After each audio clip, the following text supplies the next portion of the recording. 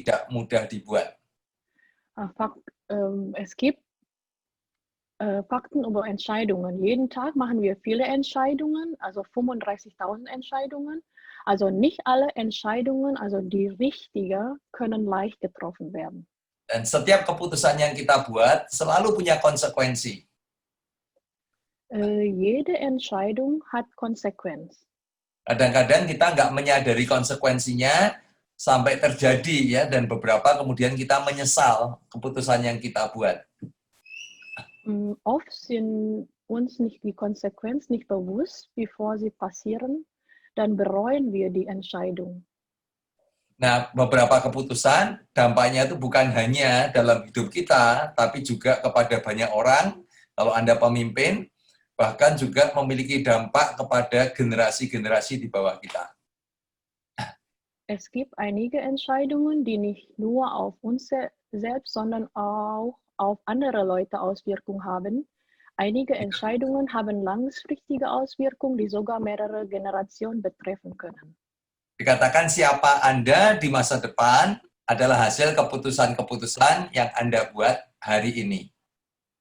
Wer wir in Zukunft sind, ist das Ergebnis der Entscheidung, die wir heute treffen. Kita mau lihat kisah ya, hidup dua orang, namanya Jonathan Edward dan Max Jukes. Also wir werden dann die Geschichte über Jonathan Edward und Max Jukes. Mereka hidup di masa yang sama, di kota New York, ya, sekolah di sekolah yang sama. Sie lebte zur gleichen Zeit in der gleichen Stadt in New York und in der gleichen Schule. Nah, setelah 200 tahun, ada orang menyelidiki keturunan-keturunan dari Jonathan Edwards dan keturunan-keturunan dari Max Jukes. Nach 20 Jahren untersucht jemand ihre Nachkommen. Max Jukes, seorang ateis, ya, tidak takut akan Tuhan, dan nggak pernah ke gereja, menikah juga dengan wanita yang nggak takut akan Tuhan, otomatis dia tidak pernah membawa anak-anaknya pergi ke gereja. Also Max Juk war Atheist, jemand, der keine Furcht vor Gott hatte und glaubt nicht an Gott, hatte auch eine Frau geheiratet, die auch keine Furcht vor Gott hat, und automatisch dann bringen sie auch haben die auch nicht die Kinder zur Kirche gebracht. Max Jukes ini juga seorang pemabuk, dan karena dia pemabuk, tidak pernah punya pekerjaan yang tetap, dan membuatnya tidak pernah memperhatikan keluarganya, dan dia nggak pernah mendidik anak-anaknya. Also Max war Alkoholiker, weil er oft betrunken war, hatte er keine feste Arbeit, und wegen dem Alkohol vernachlässigt er seine Familie. Dan Max Jukes ini setelah diteliti punya 540 keturunan. Max Jukes hatte 540 Nachkommen. 310 mati sebagai pengemis, 150 keturunannya masuk penjara, berbagai kejahatan yang dilakukan, dan 7 diantaranya sebagai pembunuh. 310 sind gestorben als Bettler, 150 seiner Nachkommen waren im Gefängnis wegen mehrerer kriminellen Taten und 7 davon sind Mörder. Lebih dari 100 orang keturunannya menjadi pemabuk, dan banyak yang menjadi prostitut juga, dan keluarganya merugikan negara sebesar 1,25 juta US dollar. Über 100 sind Alkoholiker und viele seiner weiblichen Nachkommen waren keine guten Frauen, also Prostituierte geworden. Und diese Familie hatte den Staat 1,25 Millionen gekostet. Sebaliknya, Jonathan Edwards, seorang hamba Tuhan, dia melayani Tuhan dan menikah dengan seorang yang juga takut akan Tuhan bernama Sarah. Jonathan Edward der hat sein Leben lang diente er konsistent Gott, und er hat auch eine Frau, die auch Furcht vor Gott hatte. Mereka dikaruniai 11 anak, dan dia mendidik anak-anaknya dalam takut akan Tuhan dan membawa anak-anaknya ke gereja, ya, karena dia hamba Tuhan. Also sie waren mit 11 Kindern gesegnet und die hatte auch seine Kinder jeden Sonntag zur Kirche gebracht. Nah, setelah diteliti, Jonathan Edwards ini punya 929 keturunan, 300 diantaranya menjadi pendeta, misionari, dan guru Alkitab. Jonathan Edward hatte 929 Nachkommen mit Reputation wie folgt. 300 waren Pfarrer, Missionar und Theologielehrer. 120 orang sebagai profesor, 14 orang sebagai rektor universitas, 60 orang mengarang buku yang terkenal. 120 waren Professor und 14 waren Rektor an der Uni und 60 waren gute und bekannte Autor. 60 orang menjadi dokter, 110 orang menjadi pengacara, beberapa menjadi pengusaha terkenal di Amerika, 3 menjadi anggota kongres, 1 menjadi wakil presiden, dan keturunannya tidak pernah membebani negara. Über 60 waren Ärzte, 110 waren Anwälte, einige waren bekannte Unternehmen in den USA geworden und 3 waren im Kongress und ein war Stellvertreter von Präsident und kein einziger Nachkommen hatte in seinem Leben das Land belastet. Jadi kita lihat ada keputusan-keputusan hidup yang bukan hanya mempengaruhi kehidupan kita, tapi bisa mempengaruhi generasi-generasi di bawah kita atau keturunan kita. Also es gibt die Entscheidungen, die nicht nur uns betroffen, aber dann auch die Generation, die nach uns kommen. Oke, saya mau memulai dari Kejadian pasal yang ke-12, mulai ayat yang pertama. Ich beginne mit 1. Moses 12, Vers 1. Berfirmanlah Tuhan kepada Abraham, pergilah dari sanak saudaramu, dari rumah bapamu, ke suatu negeri yang akan kutunjukkan kepadamu. Dan ayat kedua, janji Tuhan, aku akan membuat engkau menjadi bangsa yang besar. Der Herr sagte zu Abraham, geh fort aus deinem Land, verlass deine Heimat und deine Verwandtschaft und zieh in das Land, das ich dir zeigen werde. Ich werde dich zum Stammvater eines großen Volkes machen. Lalu ayat keempat dikatakan, pergilah Abraham seperti yang difirmankan Tuhan kepadanya. In Vers 4, da zog Abraham aus, wie der Herr zu ihm gesagt hatte.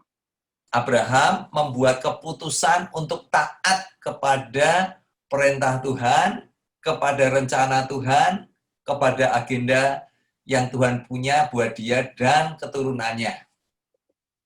Abraham traf für ihn und seine Nachkommen die Entscheidung, Gottes Planen zu befolgen. Jadi kata kuncinya, Abraham itu membuat keputusan untuk taat kepada Tuhan. Die Entscheidung ist, dass Abraham traf für ihn und seine Nachkommen die Entscheidung, Gottes Plan zu befolgen. Lalu, ya saya mau loncat aja ya. Kan kita tahu ceritanya, Abraham membawa Lot, lalu Abraham ini punya ternak yang banyak, dan Lot juga punya ternak yang banyak. Ich werde dann die Geschichte die Verse springen, weil wir wissen ja, Abraham hat ja mehrere Tiere und mehrere Schafe und Ziegen, Rinder, also. Alkitab menceritakan bahwa gembala-gembala Abraham ini bertengkar dengan gembala-gembalanya Lot karena mereka berebut padang penggembalaan. Und die haben sich gestritten, also die Hirten, die haben gestritten und die streiten dann um das Land. Lalu Abraham berkata kepada Lot, supaya jangan terjadi pertengkaran antara gembalaku dan gembalamu, baiklah kita berpisah. So Abraham hat besprach, dass Lot ist, damit wir kein Böses, also zwischen Hirten, dann trennen wir uns lieber. Jika engkau ke kiri, maka aku ke kanan. Jika engkau ke kanan, maka aku ke kiri. Also wenn du die auf der linken Seite wählst, dann gehe ich nach rechts. Wenn du lieber nach rechts ziehst, dann gehe ich nach links. ayat 13 ini ya. Lalu Lot melayangkan pandangannya dan dilihatnya lah bahwa seluruh lembah Yordan banyak airnya seperti taman Tuhan, seperti tanah Mesir sampai ke Soar. Ya, ayat 11 mengatakan sebab itu Lot memilih baginya seluruh lembah Yordan itu, lalu ia berangkat ke sebelah timur dan Lot tinggal di tempat yang dia pilih.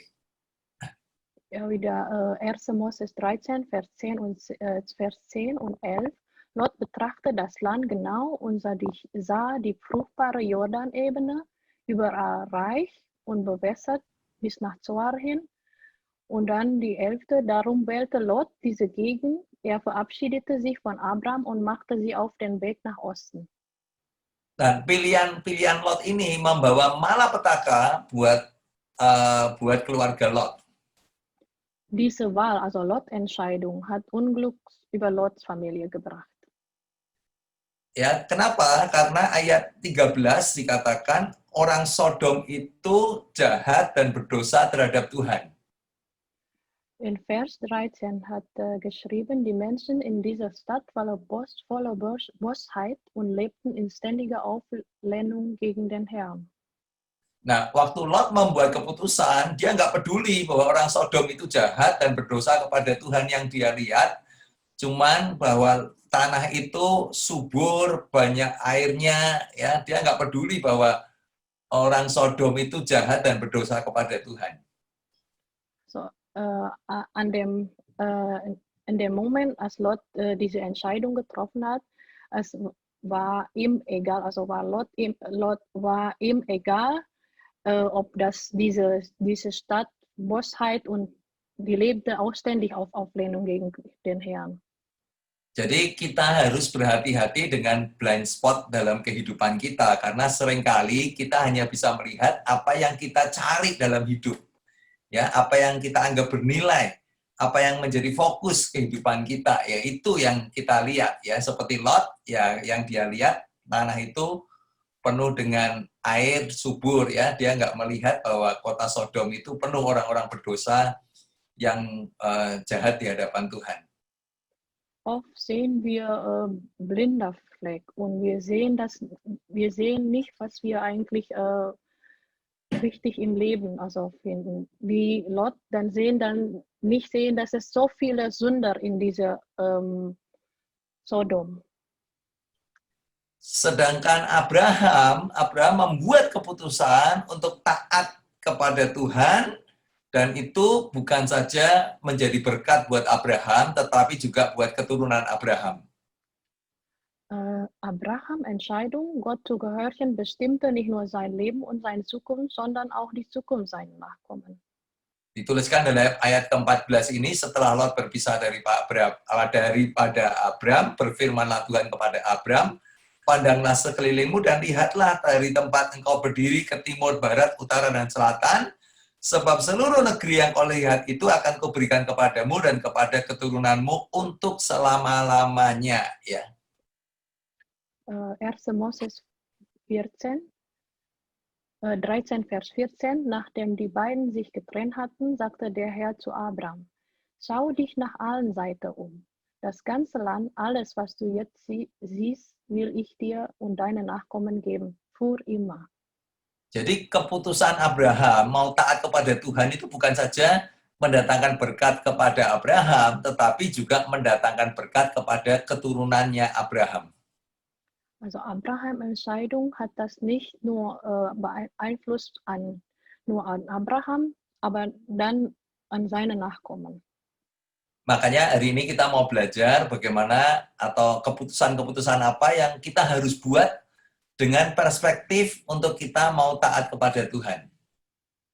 Deswegen lernen wir heute, welche Entscheidungen die auch beeinflussen, damit wir immer an Gott gehorchen.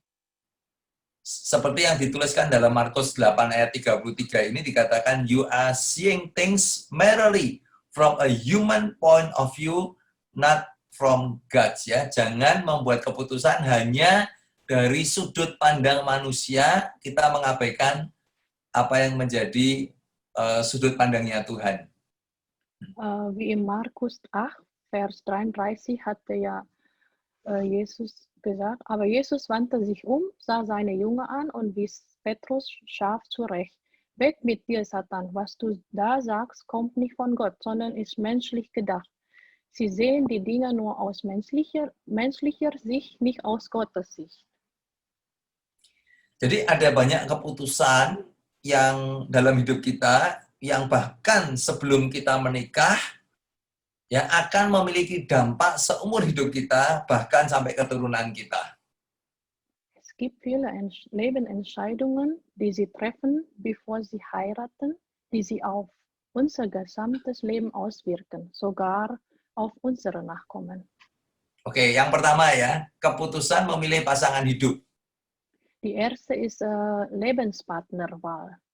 Jelas ya, ini akan mempengaruhi kualitas hidup kita seumur hidup, bahkan mempengaruhi kualitas hidup keturunan kita. Diese Entscheidung, das wird dann beeinflusst, wie unser Leben, Qualitas unser Leben. Dalam 2 Korintus 6:14, janganlah kamu merupakan pasangan yang tidak seimbang dengan orang-orang yang tak percaya. Sebab kedurhakaan apakah terdapat dalam kebenaran dan kedurhakaan. Ya, intinya di ayat ini dikatakan jangan menjadi pasangan atau menikah dengan orang-orang yang tidak seimbang, yaitu yang tidak percaya kepada Tuhan. Also in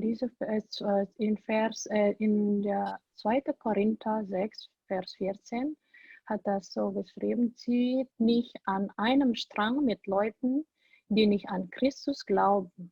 Was haben denn Gottes Gerechtigkeit und die Gesetzlosigkeit dieser Welt miteinander zu tun? Was haben Licht und Finsternis gemeinsam?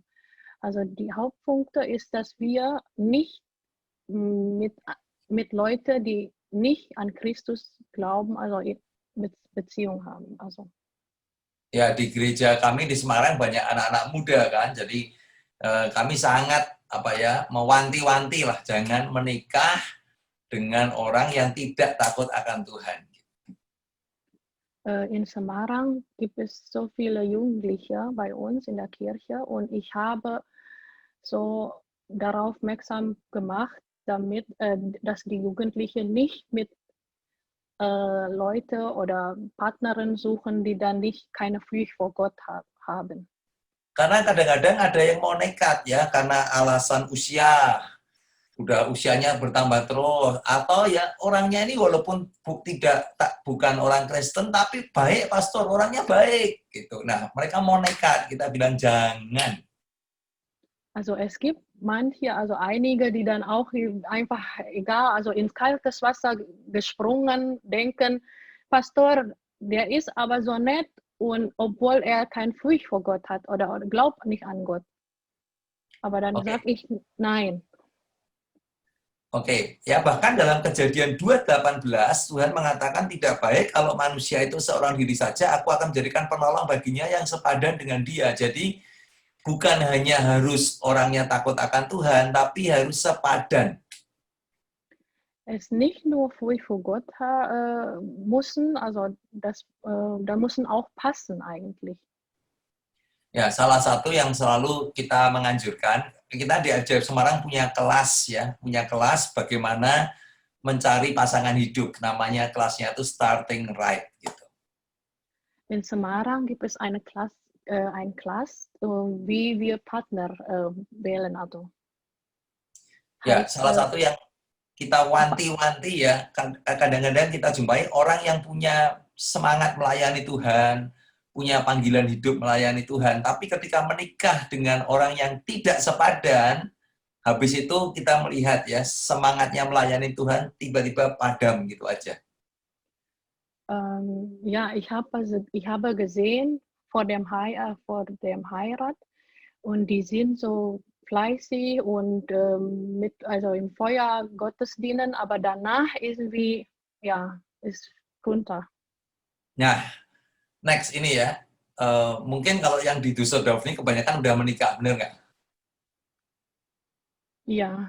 Ya, Also nah bagi yang sudah menikah, ya, membangun pernikahan yang sehat adalah legacy paling bernilai untuk anak-anak kita. Jadi keputusan untuk kita itu membangun pernikahan yang sehat itu adalah legacy yang akan mempengaruhi hidup kita dan anak-anak kita. Für bereits Verheiratete, der Aufbau einer gesunden Ehe ist das wertvollste Erbe für unsere Kinder.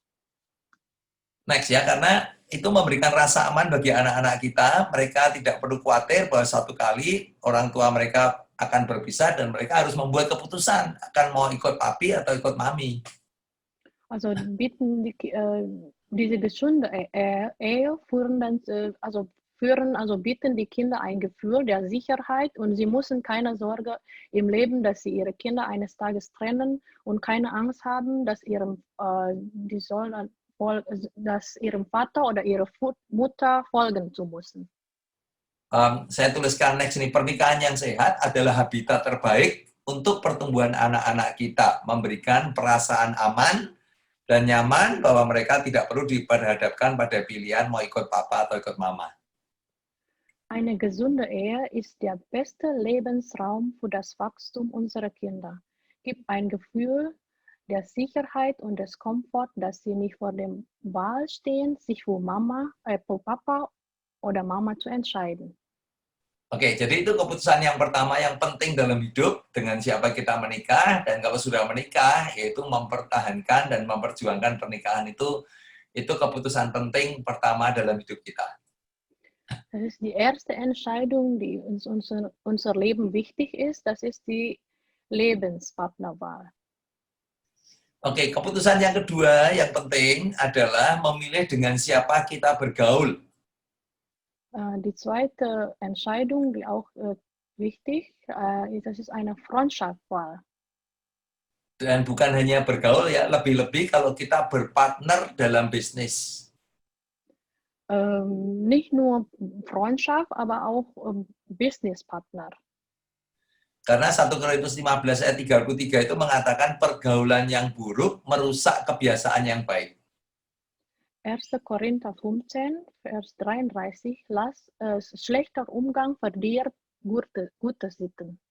Jadi ada orang-orang yang sejak kecil dididik di keluarga Kristen, ya, tapi karena kemudian mereka itu bergaul dengan orang-orang yang salah, hidupnya arahnya bisa melenceng jauh sekali. Also es gibt auch einige, die auch seit klein gut erzogen in christlicher Umgebung, aber danach erst groß, dann wegen schlechter Umgang, die sind dann ganz anders geworden. Amsal 13 ayat 20 mengatakan orang yang bergaul dengan orang bijaksana akan menjadi bijaksana. Orang yang bergaul dengan orang bodoh akan celaka.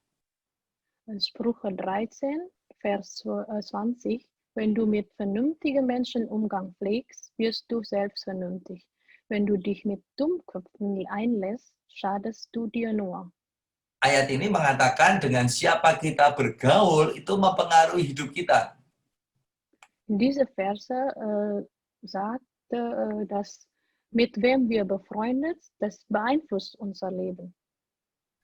Amsal 22 ayat 24 juga sama, mengatakan jangan berteman dengan orang yang lekas gusar, jangan bergaul dengan orang pemarah, supaya engkau jangan menjadi biasa dengan tingkah lakunya dan memasang jerat bagi dirimu sendiri. Sprüche 22, Vers 24 und 25. Lass dich nicht mit einem Zornigen ein, halte dich von einem Hitzkopf fern, sonst wirst du am Ende genauso wie er und bringst dich selbst zu Fall. Intinya sama kan, dengan siapa kita bergaul, itu mempengaruhi kehidupan kita. Hauptpunkt ist es, mit wem wir befreundet, dann beeinflusst einfach unser Leben. Kita bisa kenal dengan banyak orang ya, kita bisa kenal dalam bisnis, mengenal banyak orang, tapi kalau bergaul itu kan artinya apa ya? Bergaul itu artinya kita dekat dengan mereka, ya kita menjadi teman yang dekat dengan kehidupan kita. Saya kira bisa mengerti lah ya. Also wir können ja eigentlich viele Leute kennen eigentlich. Nah, jadi next ya, untuk orang-orang yang mau kita izinkan masuk dalam hidup kita, yang tadi dikatakan bergaul, harus tes. Yang pertama, apakah takut akan Tuhan, gitu ya. Kalau enggak, ya jangan bergaul dengan orang takut akan Tuhan. Teman boleh, teman main tenis, teman kerja boleh, tapi bergaul jangan. Lalu dites bagaimana nilai-nilai dan prinsip dalam kehidupan mereka. Also bevor wir diese Leute, also die neuen Leute, die uns kennenlernen möchte, machen wir so einen Test, heißt Lackmustest. Ist das diese Leute ruhig vor Gott hatte oder nicht? Oder die haben welche Prinzipien in ihrem Leben haben? Kita cek ya, apa yang bernilai dan apa yang mereka perjuangkan dalam hidup, bagaimana mereka membangun keluarga mereka, bagaimana karakternya, cara bicaranya ya, untuk kita mengizinkan, membuat filter ya, siapa yang kita izinkan masuk dalam kehidupan kita. Ja, was sind sie wert und streben sie im Leben an? Wie bauen sie ihr Leben und ihre Familie auf? Welche Charakter haben sie? Oder wie ist das Art zu sprechen, diese Leute, die wir kennenlernen möchten? Jadi keputusan kedua yang penting dalam hidup kita apa? Memilih dengan siapa kita bergaul, apalagi kalau kita mau berpartner dalam bisnis ya. Jangan salah milih teman. Die zweite Entscheidung, die wichtig ist, ist Freundschaftwahl. Ja, mit wem wir befreundet, das ist wichtig und besonders mit wem wir Partner in unser Business machen. Oke, nomor 3. Ini memilih di mana kita tertanam. Die wichtige Entscheidung, die dritte, ist Ort, wo wir uns verwurzeln. Nah, saya lihat ya banyak orang Kristen tertipu di area ini. Viele Christen fühlen sich dann so betrogen an in diesem Bereich. Mereka Kristen tapi hidupnya tidak tertanam di rumah Tuhan. Die sind Christen, aber die sind nicht verwurzelt in diesem Gotteshaus. Mungkin masih ke gereja, ada yang ke gereja sebulan sekali, ada yang ke gereja setahun 2 kali, Paskah dan Natal, tapi mereka tidak tertanam di rumah Tuhan. Vielleicht gibt es die einmal nur im Jahr zur Kirche oder zweimal im Jahr nur in Ostern oder Weihnachten, aber die sind dann nicht verwurzelt in der Kirche.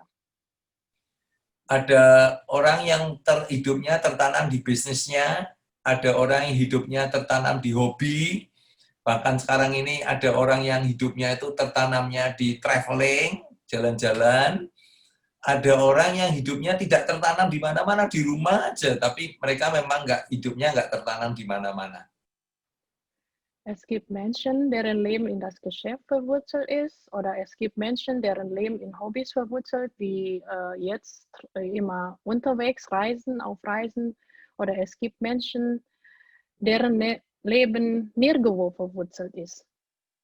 Oke, Mazmur 92 ayat 13 mengatakan orang benar akan bertunas seperti pohon korma. Ini berbicara tentang orang Kristen ya. In Psalm 92, Vers 13 und 14. Wer Gott liebt, gleich einer immergrünen Palme. Er wird mächtig wie eine Zeder auf dem Libanengebirge. Ayat 14 mengatakan mereka yang ditanam di bait Tuhan akan bertunas di pelataran Allah kita. Vers 14, er ist wie ein Baum, der im Vorhof des Tempels gepflanzt wurde und dort wachsen und gedeihen kann. Kata bertunas itu dalam bahasa Inggris digunakan kata flourish, artinya grow, prosper, thrive, increase, multiply. Gedeihen ist wachsen, gedeihen, vermehren und vermehren. Ya, dengan kata lain, orang yang bisa dikatakan punya kesuksesan, sukses dalam keluarga, sukses dalam bisnis, ya, punya hidup yang berkualitas. Die Leute, die dann Erfolg im Leben hat einfach Qualitas im Leben. Siapa mereka? Yaitu mereka yang mau ditanam di bait Tuhan. Wer verwurzeln möchte, dann ist das verwurzelt in Gottes Hof. Nah, tadi saya katakan banyak orang Kristen terjebak di sini. Mereka Kristen, tapi mereka nggak mau, tidak membuat keputusan untuk hidupnya tertanam di rumah Tuhan. Was ich vorhin auch schon gesagt, es gibt Christen, die dann einfach nicht verwurzelt in der Kirche sein. Ya, pastor, pokoknya aku nanti kalau ada waktu aku ke gereja, nanti kalau gereja perlu apa aku menyumbang gitu, tapi aku nggak mau komitmen, aku nggak mau membuat keputusan untuk komitmen apa-apa dengan gereja. Ja, dann sagt die Leute dann so zu mir, Pastor, ja, ich wollte das einfach nicht verwurzeln. Ich gebe dann einfach, wenn spenden muss oder so, aber ich möchte kein Commitment. Kayaknya di Jerman nggak ada sih orang kayak gini, nggak ada ya. Gibt es denn hier in Deutschland solche Menschen? Oke, sekarang pertanyaannya, apa sih artinya tertanam di rumah Tuhan? Was bedeutet denn dann verwurzelt in Gottes Haus? Jadi kita membayangkan tanaman ditanam. Wir stellen vor, ein Pflanz wurde dann verpflanzt. Also, Nah, supaya tanaman itu sehat, dia harus punya akar, akarnya harus masuk jauh ke dalam tanah. damit diese Pflanze gesund werden, also da muss man so diese Wurzel dann in der Erde dann verpflanzen. Nah, akar itu gunanya adalah menyerap makanan, ya, sehingga kemudian tanamannya itu bisa bertumbuh. Also diese Wurzel ist es nützlich zur Nahrungsaufnahme für Pflanzen, damit diese wachsen können. Jadi kalau hidup kita tuh tertanam di dalam rumah Tuhan, berakar di gereja lokal, maksudnya apa? Kita itu menyerap nilai-nilai yang diajarkan dan dipercayai oleh gereja kita, yaitu nilai kebenaran yang akan mengubahkan kehidupan kita. Also wenn wir tief in unsere Kirche verwurzeln, in lokale Kirche verwurzelt, das bedeutet, wir nehmen auf alle Werte, die von unserer Kirche gelernt und geglaubt werden. Artinya membangun kehidupan berdasarkan nilai-nilai Alkitab yang diajarkan di gereja kita. Also nämlich die Werte der Wahrheit, die unser Leben verändern können. Nah, ini yang tadi saya katakan, saya melihat banyak orang Kristen terjebak di sini. Mereka masih ke gereja, mereka Kristen, tapi mereka tidak membangun hidup mereka berdasarkan nilai-nilai yang diajarkan di gereja mereka. Also es gibt viele, die dann auch nicht diese Werte, die Wahrheit, die lernen nicht von der Kirche, obwohl, also die möchten nicht. Next ya, karena itu saya katakan diperlukan habitat yang sehat untuk tumbuh sebuah habit yang sehat. Deswegen, um gesunde Angewohnheit aufzubauen, braucht man einen gesunden Lebensraum. Jadi perlu habitat yang sehat, dan habitat yang sehat itu adalah rumah Tuhan. Man braucht einen gesunden Lebensraum, und das gesunde Lebensraum ist es eigentlich Gottes Haus. Saya nggak hanya berbicara tentang hal yang rohani ya, tapi membangun kehidupan. Membangun kehidupan perlu habitat yang sehat, dan habitat yang sehat itu adalah rumah Tuhan. Maaf, Pastor, bisa diulangi, Pastor? Saya nggak hanya, ini maksudnya bukan hanya yang rohani, tapi membangun kehidupan. Membangun keluarga kita, membangun kehidupan kita, ya, dan habitat yang baik itu adalah rumah Tuhan. Nicht nur spirituelle, sondern was in unserer Umgebung, einfach so in Familie oder in, ja. Oke. Jadi saya tuliskan di sini, setiap orang Kristen harus menemukan sebuah gereja lokal di mana dia harus dapat merasa bahwa gereja lokal itu bagian penting dari hidupnya, dan dia menjadi bagian penting dari gereja lokalnya. Jeder Christ sollte eine lokale Kirche finden, in der er das Gefühl haben sollte, dass die Kirche ein wichtiger Teil seines Lebens ist. Und er kann ein wichtiger Teil seiner lokalen Kirche sein. Jadi keputusan penting ketiga dalam kehidupan kita adalah di mana kita mau hidup kita itu tertanam, ya, dan habitat yang paling baik adalah rumah Tuhan. Die wichtige Entscheidung, die dritte wichtige Entscheidung ist, dass ja, wo wir uns verwurzeln und wo ist das denn der gesunde Lebensraum? Ist in Gottes Haus. Dan saya melihat banyak orang Kristen ya tertipu, mereka tidak mau membuat keputusan dan komitmen untuk tertanam di rumah Tuhan. Kalau bahasa saya itu ya, hidupnya seperti layangan putus. Ja, es gibt so viele Christen, das ist so vorstellen, also wie Drache, wo wir Drachen fliegen, aber dann ist das, die Fäden ist das einfach gebrochen so. Ohne Fäden. Itu ada terjemahnya nggak layangan putus itu tadi ya? Maaf Pastor, gak tahu. Aku juga nggak tahu Pastor, maaf. Ya. Tapi ya gitu ya, maksudnya kalau orang ya mau jadi orang Kristen bebas, aku Kristen tapi nggak mau buat komitmen sama gereja, nggak mau buat komitmen sama rumah Tuhan ya. In the long run, dalam jangka panjang 10 tahun, 15 tahun, kita akan melihat kehidupan mereka, ya itu tadi, kayak layangan putus itu. Ja, Apa itu terjemahan yang baik di sana? Viele Christen, die dann auch nicht verwurzeln möchten, dann später in Zukunft, nach vielen Jahren oder so, dann sehen wir dann einfach das Leben von dem, dann so wie diese Drache ohne Fäden einfach.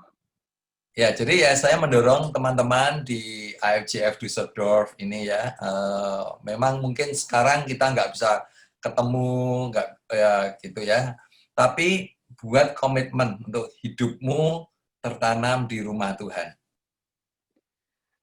Ich werde euch ermutigen, dass wir in dieser Kirche, IFGF Düsseldorf, dass wir verwurzelt sind in dieser Kirche. Oke, yang nomor 4 sekarang ya. Memilih apa yang menjadi pendorong hidup Anda. Die vierte Entscheidung ist die Wahl, die dein Leben bewegt. Berbicara tentang apa sih yang menjadi sesuatu yang kita anggap paling berharga dalam hidup, yang kita perjuangkan dalam hidup. Apakah hidup kita tuh mengejar uang, mengejar posisi, mengejar reputation, atau self-satisfaction? Und sprich, wofür kämpfst du denn im Leben? Für Geld, für Position, Ruf oder Selbstzufriedenheit? Ya, yang keempat ini menurut saya lihat banyak sekali orang yang hidupnya ya mengejar kesenangannya sendiri, dan itu buat mereka paling berharga, dan itu yang mereka perjuangkan dalam kehidupan mereka. Viele haben einfach diese Selbstzufriedenheit gesucht, also einfach, das ist das Wichtigste in deren Leben. Saya sering memberi nasihat pada orang-orang, ya kan, saya bilang pikirkan baik-baik ya, pikirkan baik-baik. Is that really what you want in life? Gitu. Ich habe viele einen Rat gegeben und gefragt, ist das Wichtige in dein Leben? Ini di sini lagi musim orang-orang beli sport car. Jadi saya bilang ya nggak masalah, tapi pikir baik-baik, is that what you really want in life? Gitu. Jetzt gerade Trend in meiner Freundkreis oder Umgebung, dann ganz viele Leute kaufen Sportautos. Und dann frage ich dann ist das richtig, was wichtig in dein Leben? Karena kita nggak mau ya, maksudnya seumur hidup ini kita memperjuangkan sesuatu yang kita anggap penting ya, tapi nanti di akhir hidup kita menganggap ternyata bukan itu yang paling penting dalam hidup gitu. Also oft denken wir kämpfen so viel dafür, ja, was wir möchten, aber das ist das nicht die wichtigste in unserem Leben. Filipi 1 ayat 21 mengatakan, karena bagiku hidup adalah Kristus dan mati adalah keuntungan. Tetapi jika aku harus hidup di dunia ini, itu berarti bagiku bekerja memberi buah. Jadi mana yang harus aku pilih, aku tidak tahu. In Philipper 1, Vers 21 und 22, denn Christus ist mein Leben und das Sterben für mich nur Gewinn, weil ich aber mehr für Christus erreichen kann. Wenn ich am Leben bleibe, weiß ich nicht, was ich mir wünschen soll. Ya, setiap dari kita harus menemukan, ya, seperti Paulus ini dia menemukan bahwa arti kehidupannya adalah ketika dia bekerja memberi buah, ya. Dan itu yang menjadi sumber energi buat kehidupan Paulus. Ja, genauso wie diese Paulus müssen wir dann finden, was ist eigentlich was wichtig in unserem Leben, damit wir immer diese Kraft haben für das Leben. Tadi saya bilang ada orang-orang yang hidupnya didorong oleh uang, pokoknya cari uang. Ada orang yang didorong untuk mencari posisi, ya. Ada orang yang didorong oleh self satisfaction, ingin memuaskan diri sendiri. Ja, wie ich vorhin schon gesagt habe, es gibt Leute, die dann so sein Leben bewegt, also mit für Geld oder Position und Ruf oder Selbstzufriedenheit. Tapi kalau Paulus mengatakan, kalau aku hidup adalah Kristus dan berbuah. Paulus sagte, für mich, das Leben ist das Christus und Früchte bringen. Next, ya, karena kesenangan dan kesuksesan kita dapat peroleh di banyak tempat, tetapi arti kehidupan, atau dalam bahasa Inggris itu adalah significance, hanya kita peroleh di dalam tujuan atau purpose-nya Tuhan. Wir können an vielen Orten Freude und Erfolg haben, aber der Sinn des Lebens, die Bedeutung, liegt nur in Gottes Zweck. Ya, saya sangat percaya akan hal ini, ya. Kesenangan kita bisa dapat, kita berlibur, cruise, kita golf, kita bisa dapat kesenangan dan kesuksesan dari banyak tempat. Tapi arti kehidupan, ya, hidup yang berarti hanya kita peroleh ketika kita ada di dalam tujuannya Tuhan. Also viele können Freude uns in unser Leben bringen, aber der Sinn des Lebens liegt nur in Gottes Zweck. Jadi hati-hati dalam memilih apa yang kita izinkan menjadi pendorong kehidupan kita. Sei vorsichtig mit dem, was wir in unserem Leben, also wo wir bewegen, also wofür wir kämpfen in unserem Leben. Oke, terakhir ya, yang kelima. Die letzte, die fünfte. Adalah keputusan memilih profesi atau pekerjaan. Die Arbeitswahl. Di sini di Semarang banyak orang yang karena pekerjaan, mereka cari pekerjaan yang lebih baik, itu banyak yang suami-suaminya kerja di luar kota, kebanyakan kerja di Jakarta, tapi keluarganya di Semarang. In Semarang viele Ehemänner, die dann nicht in Semarang, sondern außer der Stadt arbeiten. Ya, saya selalu mengatakan ya hati-hati ya gitu, karena memang pekerjaan itu bagian penting dalam kehidupan kita ya. Tapi jangan sampai kita itu kerja cari makan, tapi pada akhirnya kerjaan itu yang memakan kehidupan kita. Nah ini nerjemahkannya nggak gampang. Ja, ich sage immer, sei vorsichtig. Es ist eigentlich, die Arbeit ist wichtig in unserem Leben. Ja, und lass uns nicht für das Essen arbeiten, aber diese Familie frisst unser spirituelles Leben und unsere Familie. Jadi jangan kita itu memilih pekerjaan yang kemudian menghancurkan dasar-dasar yang lain dalam kehidupan kita, menghancurkan keluarga kita, menghancurkan pelayanan kita, menghancurkan relationship kita dengan Tuhan karena salah memilih pekerjaan atau salah membuat keputusan dalam memilih pekerjaan. Also bitte suchen oder wählen Arbeit, die dann nicht unsere Familie Schaden bringen.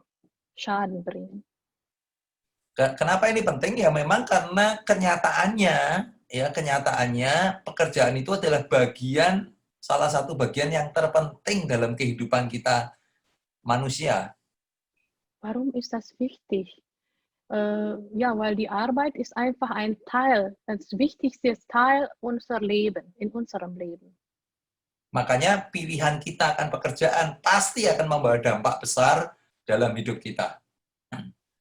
Deswegen, welche Arbeit, die wir haben, hat das auch großen Einfluss in unserem Leben.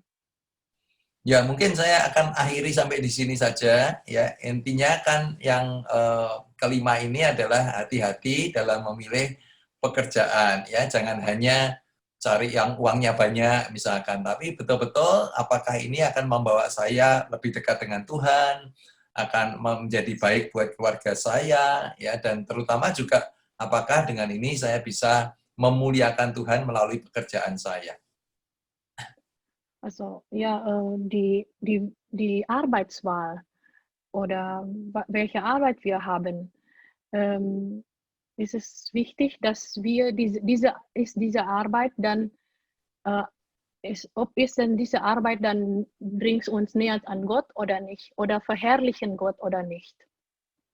Jadi hari ini kita sudah belajar 5 hal yang menurut saya sangat penting untuk kita membuat keputusan-keputusan yang bijaksana.